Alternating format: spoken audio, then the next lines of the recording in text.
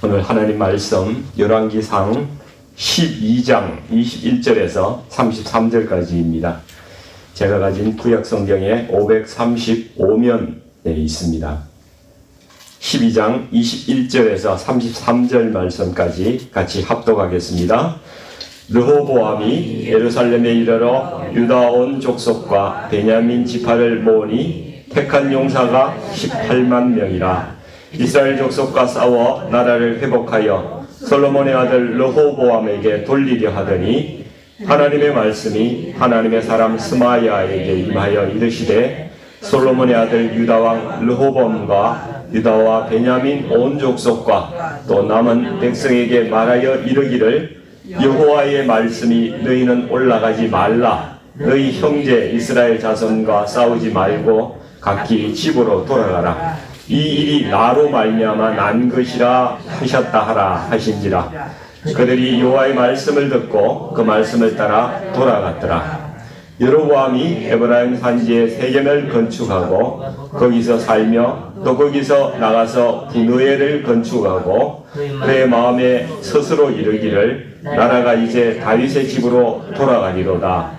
만일 이 백성이 예루살렘에 있는 여호와의 성전에 제사를 드리고자 하여 올라가면 이 백성이 마음이 유다왕 된 그들의 주 르호보암에게로 돌아가서 나를 죽이고 유다의 왕 르호보암에게로 돌아가리로다 하고 이에 계획하고 두 금송아지를 만들고 무리에게 말하기를 너희가 다시는 예루살렘에 올라갈 것이 없도다. 이스라엘아, 이는 너희를 애굽 땅에서 인도하여 올린 너희의 신들이라 하고 하나는 베델에 두고 하나는 단에 둔지라. 이 일이 죄가 되었으니 이는 백성들이 단까지 가서 그 하나에게 경배함이더라.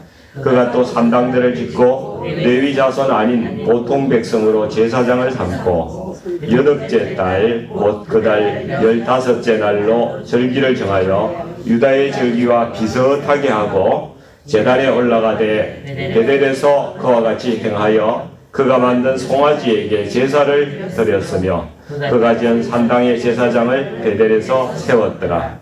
그가 자기 마음대로 정한 달 곧 18째 달 15째 날로 이스라엘 자손을 위하여 절기로 정하고 베델에 쌓은 제단에 올라가서 분향하였더라. 아멘. 수고하셨습니다. 굉장히 중요한 말씀인데요. 우리 오늘 이 말씀으로 내 신앙은 진짜일까 가짜일까 이런 제목으로 한번 말씀을 나눠보기를 원합니다. 하나님께서 이 솔로몬의 우상 숭배에 대해서 진노를 하셨어요. 그래서 이스라엘 12지파 중에 10지파를 떼어서 여로보암이라는 사람에게 주셨어요. 그래서 통일왕국으로 존재하던 나라가 남유다와 북이스라엘 두 개의 나라로 분열되어 버립니다. 열왕기상 11장 38절에 보면은 여로보암에게도 하나님께서 어떤 말씀을 주고 계세요. 그 어떤 말씀 주셨나 하면은 선지자를 통해서 이렇게 말씀하셨어요. 하나님의 명령을 잘 지키고 다윗처럼 순종하면은 다윗을 위해 세운 것 같은 견고한 집을 주고 이스라엘을 주겠다고 그렇게 말씀을 하셨어요. 그러니까 북이스라엘도 비록 갈라졌지만 너희가 하나님 말씀 잘 순종하면은 잘 될 수 있을 거야. 이걸 약속해 주신 거예요. 근데 여로보암은 하나님 말씀을 따라서 북이스라엘을 다스리지를 않았습니다. 오늘 본문 25절에서 27절까지 말씀을 보니까 이 여로보암의 생각에 이런 생각이 드는 거예요. 남유다 땅에 있는 그 예루살렘의 성전, 거기에 보통 이게 이스라엘 남자들은 1년에 3번을 성전에 가서 예배 드리고 제사 드리도록 그렇게 율법에 명령을 하셨거든요. 그러니까 성전에 꼭 1년에 3번씩 가야 돼요. 거기에 가다 보면은 이 백성들의 마음이 자기를 떠나서 결국 남유다 왕에게 가지 않을까. 자기를 죽이고 그 르호보암 왕에게 돌아갈 것이다. 이렇게 고민이 된 거예요. 두렵고 염려도 생기는 거죠. 그래서 고민하다가 이 솔루션을 찾았는데 그것이 하나님 말씀을 자기 방식대로 조금 비슷하게 수정해가지고 독자적인 종교 시스템을 만들어내는 것이 오늘 본문의 내용이란 말입니다. 여로보암이 만든 이 독자적인 종교 시스템 내용이 오늘 본문에 우리가 읽은 대로 첫 번째는 금송아지 둘을 베델과 또 단에 설치를 해가지고 남유다에 있는 예루살렘 성전을 대신하는 거예요. 그래서 거기에서 제사를 드리도록 그렇게 하는 것입니다. 두 번째는 레위인이 아닌 사람도 제사장을 세워서 만드는 거예요. 그리고 남유다하고 이 명절, 절기를 비슷하지만은 좀 다르게 그렇게 고쳐서 독자적인 그 절기를 세워서 그때 제사를 드리는 그러한 체제를 만듭니다. 이 여로보암이 만든 종교 시스템은 하나님께서 주신 율법의 말씀과 비슷하다고 그러잖아요. 그죠? 32절 보니까 비슷하게 했지만은 내용은 완전히 다른 독자적인 종교였던 것이죠. 그리고 모세의 출애굽 때에 백성들이 모세가 그 하나님께 산에 올라가 있을 때 뭘 만들었어요? 금송아지 만들었잖아요. 그죠? 이 금송아지를 여로보암이 다시 만든 거예요. 근데 이 스토리가 참 안타깝게도 우리 조국 대한민국이 남북한으로 찢어지게 되는 과정과 너무나 흡사하다는 것을 우리가 알 수가 있어요. 참 놀랍습니다. 이 남유다와 북이스라엘이 분리하게 된 원인이 뭐라고요? 이 솔로몬의 우상숭배라고 말씀드렸잖아요. 솔로몬의 우상숭배. 하나님의 말씀을 지키지 않았기 때문에 그렇게 되었다고 열왕기 11장 11절은 분명하게 말씀하고 있어요. 우리나라도 일제 치하에 있기는 했지만은 우리나라가 통일된 남북한 그때는 없었잖아요. 통일국가였는데 남한과 북한으로 분리가 됐죠.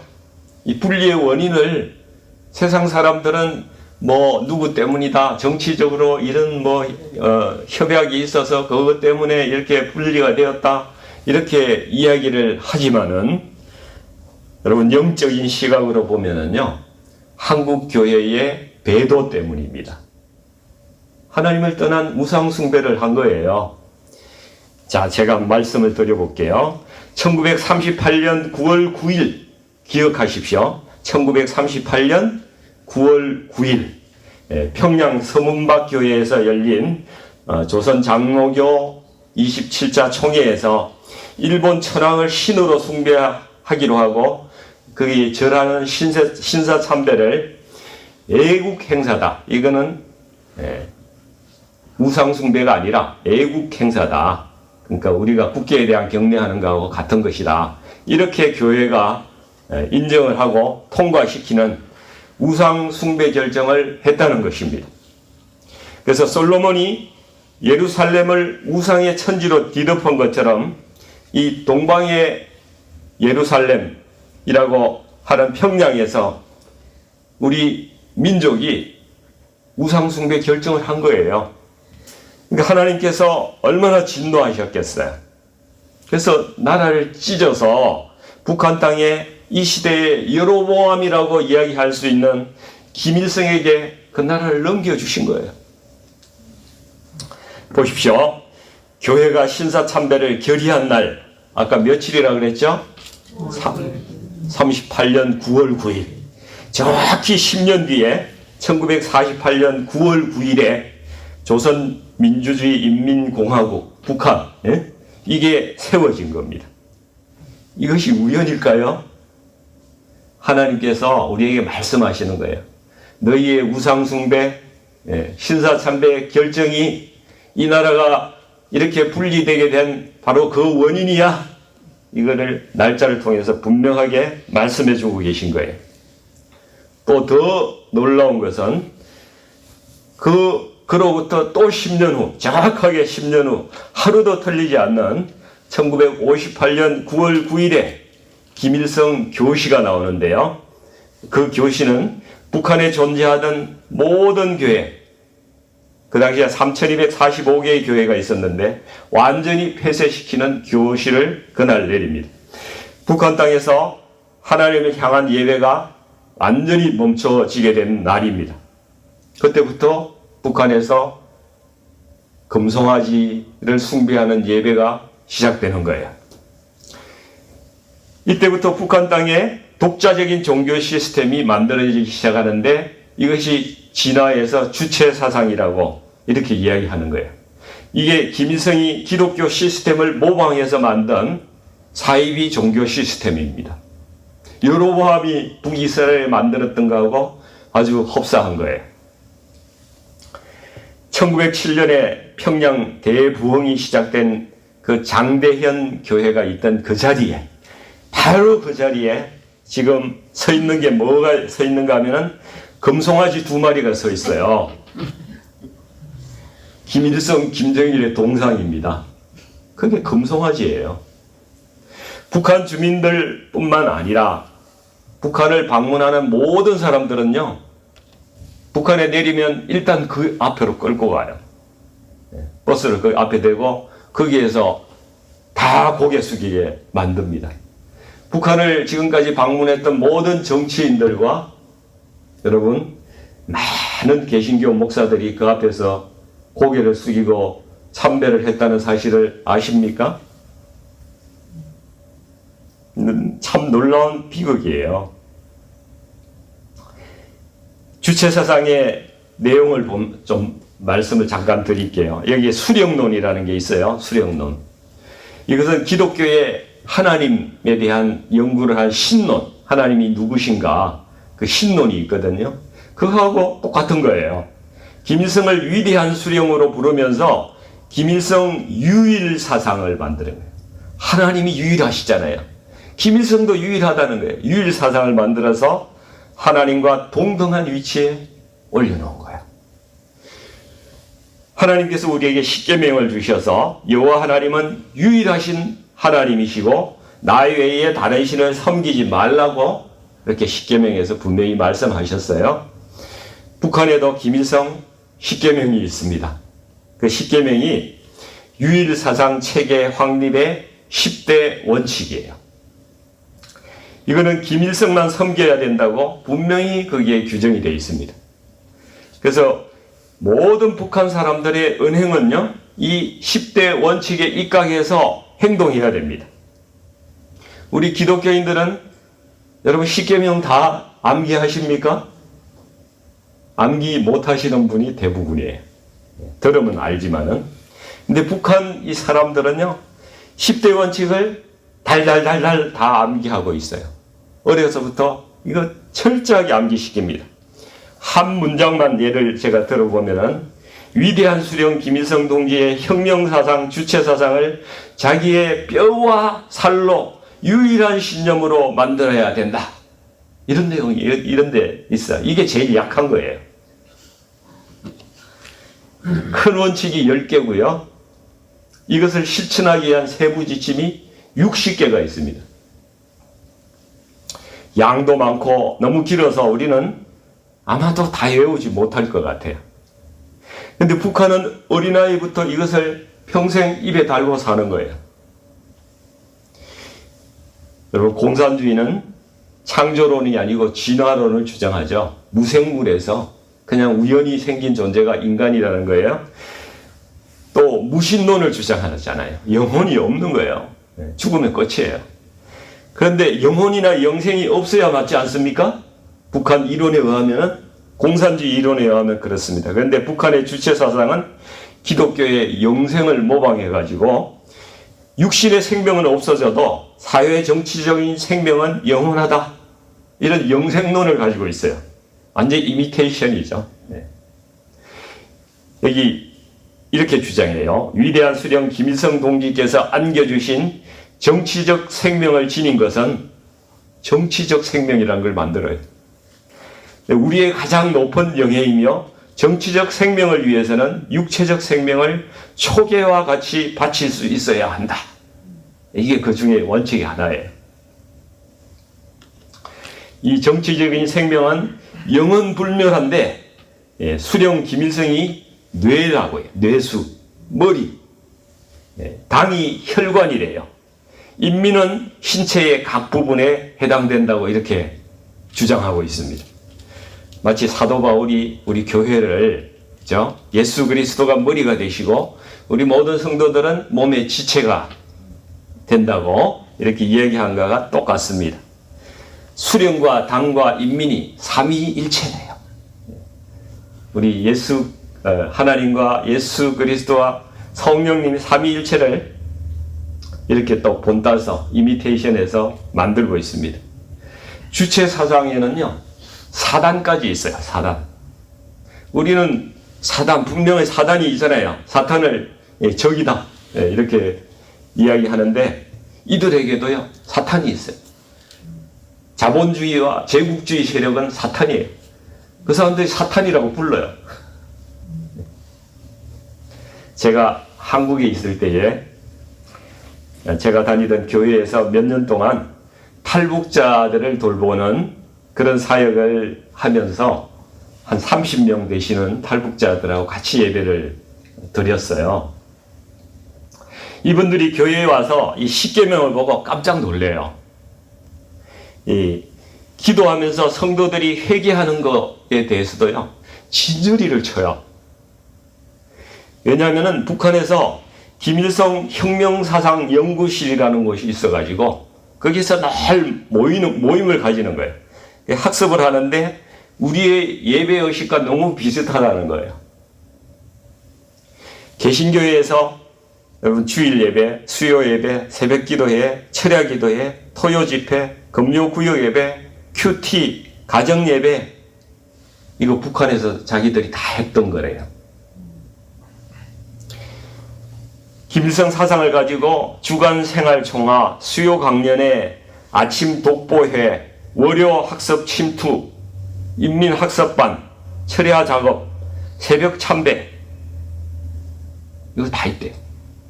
매주 한 번 하는 토요 생활 총화라는 것을 하는데 이거는 10대 원칙에 비해서 내가 얼마나 이번 주에 잘못 살았는가 한 주간을 반성하면서 자아 비판을 하는 것이 생활 총화거든요. 우리가 하나님 말씀에 비해서 놓고 내가 잘못 살았구나 회개하는 거하고 꼭 같다는 거예요.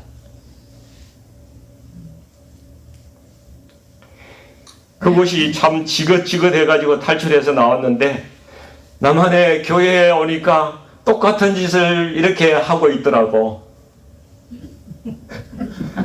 그분들 이야기가 그래요. 그래서 저는 교회에 나오고 싶지가 않아요. 하나님 아직 모르니까. 그 모습이 하는 행위가 똑같다는 거예요. 이게 무슨 말씀이겠습니까? 북한의 주체사상이라는 것이 완전히 기독교를 이미테이션해서 만든 사이비 종교 시스템이라는 겁니다. 놀라운 것은 남한에 5만 개 교회가 있는데 북한의 이 김일성 혁명사상연구실이 20만 개가 있대요. 이단이 훨씬 더 세죠. 그죠? 북한의 교회가 20만 개 있는 거예요. 4배 있는 거예요, 남한보다. 여러분, 그러나 믿음의 눈으로 보면은요, 통일 후에는 이 김일성 혁명사상연구실인가 이게 다 교회로 바뀌게 될 것 같아요. 하나님께서 우리 민족을 비록 징계하셨지만은 하나님의 기한, 작정하신 기한이 지나면 반드시 통일을 주실 것이고 북한 땅에 미리 교회를 다 준비해 놓으신 거라고. 근데 회개해야 돼요. 먼저 에스라와 같이 우리는 그 당시에 없었던 사람이기도 하지만은 그러나 에스라도 그 후에 태어난 사람이지만은 민족의 아픔을 딛고 그걸 위해서 기도하거든요. 회개하고 기도합니다. 예루살렘 성전이 무너진 후에 성전이 다시 세워지는 데까지 꼭 70년이 걸렸습니다. 동양의 예루살렘이라고 하는 평양교회가 1958년에 무너지고 예배가 멈췄는데 저는 70년이 지난, 그로부터 70년이 지나면은 2028년이 될 것입니다. 그때에는 다시 평양에서 교회가 세워지고 예배가 회복되지도록 저는 기도하고 있어요. 우리도 같이 기도했으면 좋겠어요. 모든 사이비 종교 시스템의 그 건재에는요, 공통적인 것들이 있어요. 그것이 뭔가 하면 돈과 권력과 거짓과 엄난입니다. 여러분, 사이비 종교 시스템을 다 보면요, 그 종교에는 반드시 이게 존재해요. 이게 사단의 속성이기 때문에 그렇습니다. 오늘 본문에 보면 여로보암은 자기의 권력을 지키기 위해서 하나님의 말씀을 저버렸어요. 북한도 그렇습니다. 자기 권력 지키려고 엉뚱한 데로 간 거예요. 여러분, 거짓 종교하고 참된 신앙의 차이는 무엇이겠습니까? 핵심을 딱 말한다면은, 내 이익을 위해서 하나님을 이용하는 종교는요, 모두 다 거짓입니다. 참된 신앙은 하나님 영광을 위해서 나의 유익을 포기하는 것입니다. 종교인은요, 나를 위해서 하나님이 존재하도록 그렇게 신앙생활을 하는 거예요. 그러나 신앙인은 내가 하나님을 위해서 존재하는 사람이 되는 것입니다. 그게 분명한 차이예요. 우리 성도님들은 종교인들이세요? 참된 신앙인들이십니까?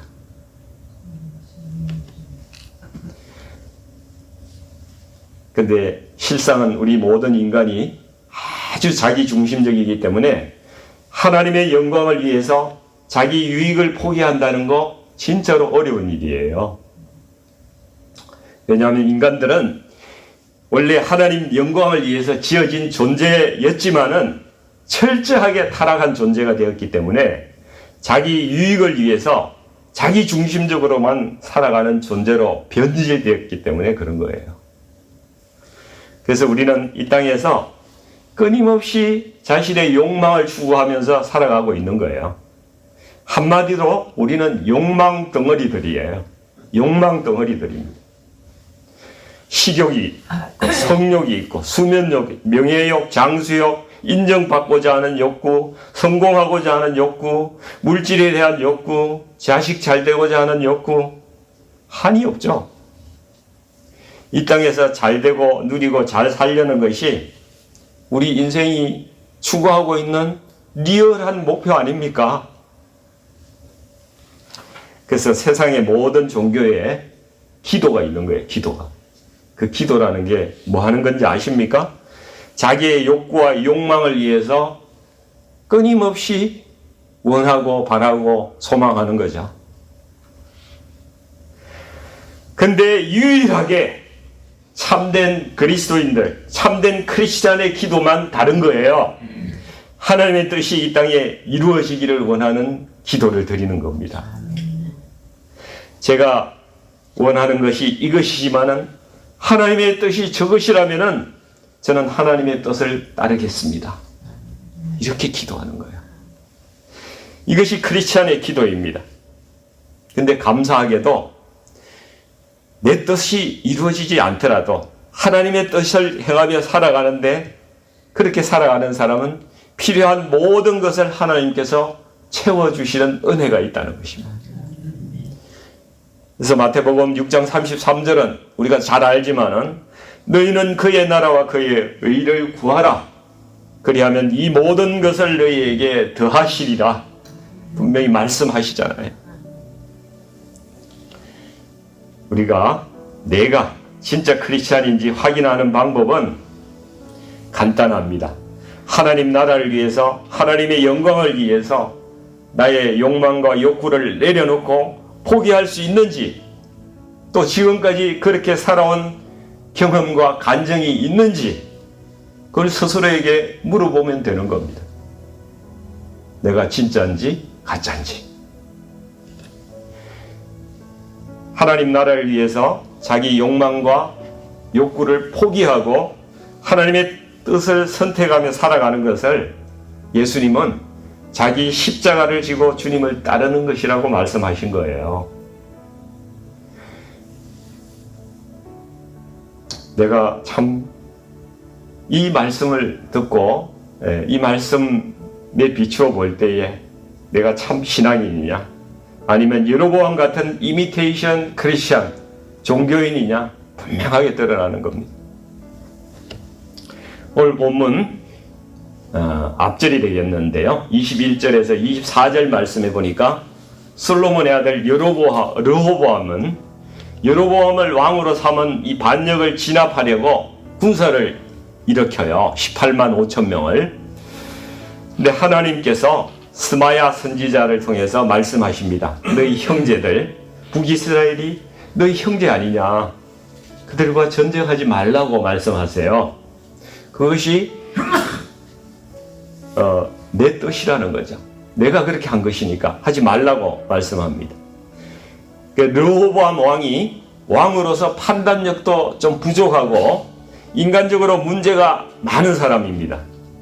그렇지만 이 하나님의 말씀을 듣고 순종하는 모습이 여기에 나타나고 있어요.